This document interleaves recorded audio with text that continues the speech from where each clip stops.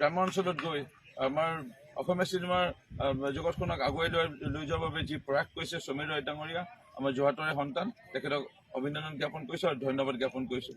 আৰু আপোনাৰ এই প্ৰয়াসে আমাৰ শিল্পীসকলক লগতে আমাৰ যুৱ প্ৰজন্মক নিশ্চয় সাহস প্ৰদান কৰিব।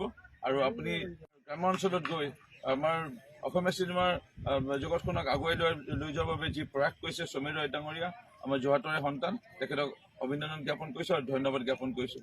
আৰু আপোনাৰ এই প্ৰয়াসে আমাৰ শিল্পীসকলক লগতে আমাৰ যুৱ প্ৰজন্মক নিশ্চয় সাহস প্ৰদান কৰিব।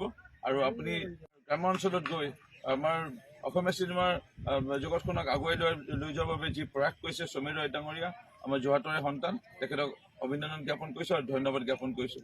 আৰু আপোনাৰ এই প্ৰয়াসে আমাৰ শিল্পীসকলক লগতে আমাৰ যুৱ প্ৰজন্মক নিশ্চয় সাহস প্ৰদান কৰিব।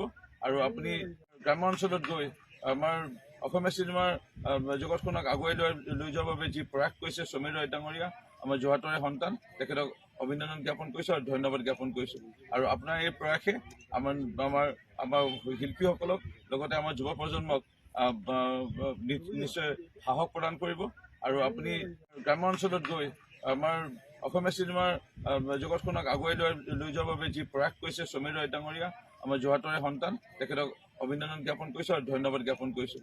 আৰু আপোনাৰ এই প্ৰয়াসে আমাৰ শিল্পীসকলক লগতে আমাৰ যুৱ প্ৰজন্মক নিশ্চয় সাহস প্ৰদান কৰিব। আৰু আপুনি